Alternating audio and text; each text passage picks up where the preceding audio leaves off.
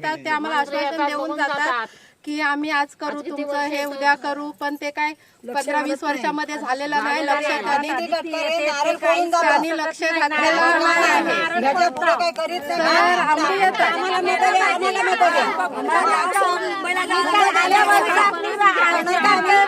करते म्हणजे काय करते तुला करायला पाहिजे. गणपतीच्या टायमात शपथ घेऊन सांगितलं की गावाचा तुमचा विकास करेल, नाही केला. अजून आलेलं नाही. खार बांधाऱ्याच्या जवळपास 20 वर्षापासून रखडलेल्या कामाविरोधात गडदाव ग्रामस्थ आक्रमक. खाडीच्या खाऱ्या पाण्यामुळे शेती झाली नापीक. उदरनिर्वाहासाठी ग्रामस्थ गाव सोडून झाले स्थलांतर. संतप्त ग्रामस्थांनी मंत्रालयासमोर आमरण, उपोषण आणि आत्मदहनाचा दिला इशारा.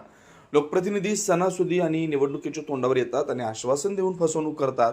प्रशासनाकडून देखील होत आहे आमच्या धैर्याची चेष्टा. ग्रामस्थांकडून तीव्र नाराजी व्यक्त. महाराष्ट्र शासनाकडून प्रत्येकी गाव खेड्यापाड्यात मूळ सुविधांपासून ते शेतकऱ्यांसाठी व छोट्या मोठ्या व्यावसायिकांसाठी अनेक योजना राबवल्या जात आहेत. कोट्यावधींची विकास कामं सतत पार पडत आहेत. विशेष म्हणजे शेतकऱ्यांना बळकट करण्यासाठी अनेक योजना सतत सुरू आहेत. मात्र म्हसळा तालुक्यातील गडदाव इथं प्रशासन व लोकप्रतिनिधींकडून पूर्णपणे दुर्लक्ष केलं गेलं असल्याचं चित्र उघडकीस आलंय. गेल्या जवळपास 20 वर्षापासून होय तब्बल 2 दशकांपासून गडदाव गावातील ग्रामस्थ एका बंधाऱ्याच्या प्रतीक्षेत आहेत. अपूर्ण बंधारा जो गेल्या जवळपास 20 वर्षापासून केवळ आश्वासनांमध्येच अडकून पडला. बंधाऱ्यासाठी लाखो रुपयांचा निधी मंजूर झाला, कामालाही सुरुवात झाली. मात्र बंधाऱ्याचं काम पूर्ण होण्याआधीच कॉन्ट्रॅक्टर गायब झाला. यानंतर अनेक वेळा लोकप्रतिनिधींना विनंती करण्यात आली, निवेदनं देण्यात आली, पण आजपर्यंत कोणतीही ठोस कारवाई झालेली नाही.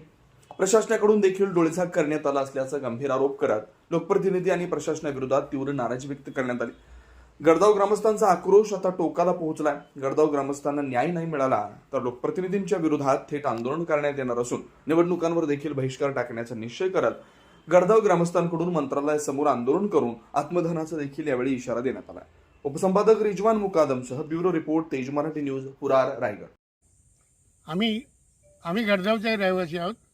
आज जवळजवळ 20 वर्ष होत आलीत की आमच्या गावामध्ये हे जे खाडीचं प्रकरण आहे ते 20 वर्षापासून आम्ही सरकारच्या मागे लागलो आहोत, पण कोणीच आमच्याकडे लक्ष द्यायला तयार नाही.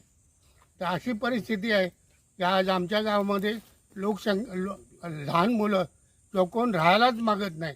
सगळ्यांना फक्त ओरडा लागली आहेत मुंबईची.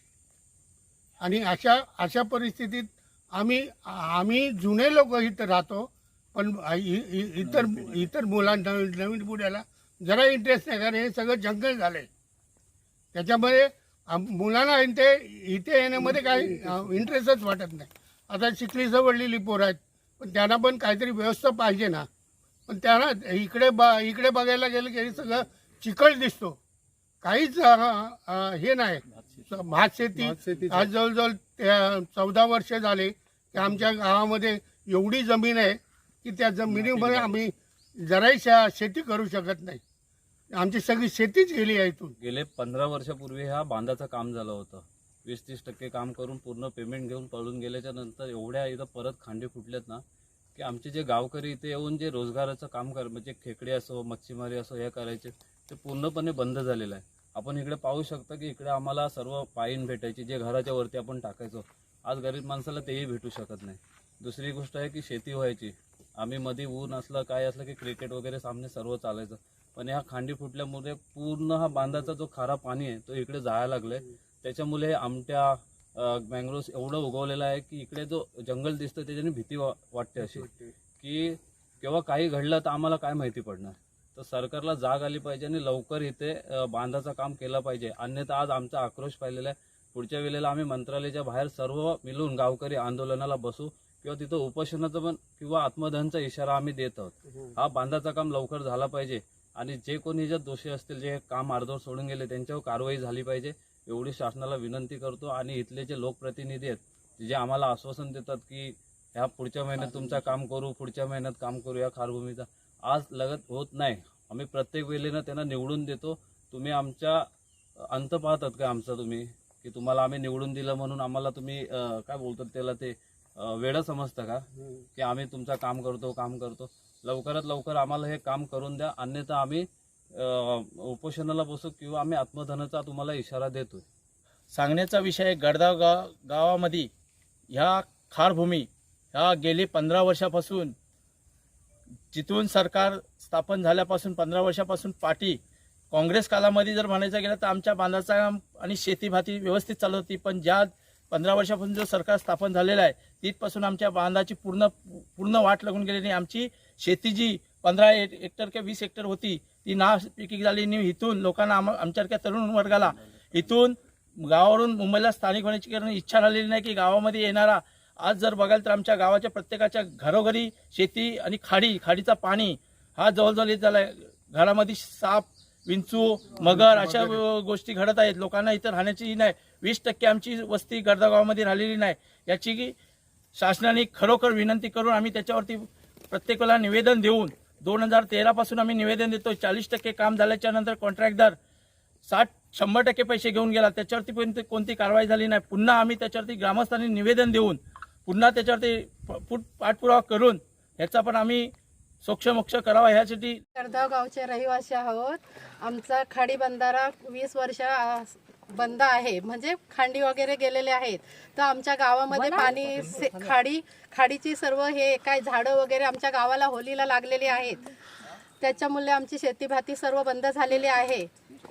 तर ते आम्ही सर्व आमच्या गावाला सर्वांना आम्हाला आश्वासन देऊन जातात की मंत्री येतात, ते आम्हाला आश्वासन देऊन जातात की आम्ही आज करू तुमचं, हे उद्या करू. पण ते काय 15-20 वर्षामध्ये झालेलं नाही. लक्ष घातलेलं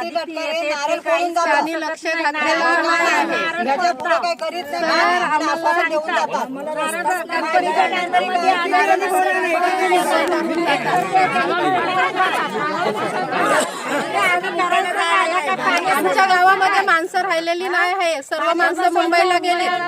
खाली 25-30 माणसं आमच्या गावामध्ये राहिलेली आहेत. तर त्यांनी करावं काय? आम्ही सगळ्या तरी आम्हाला पुढे काय करणार ती बस दुसरं काय करीत नाही.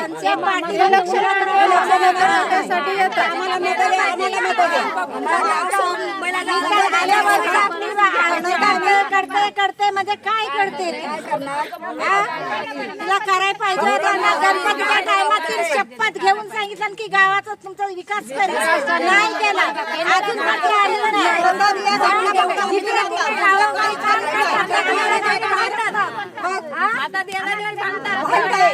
गाड्या तुम्हाला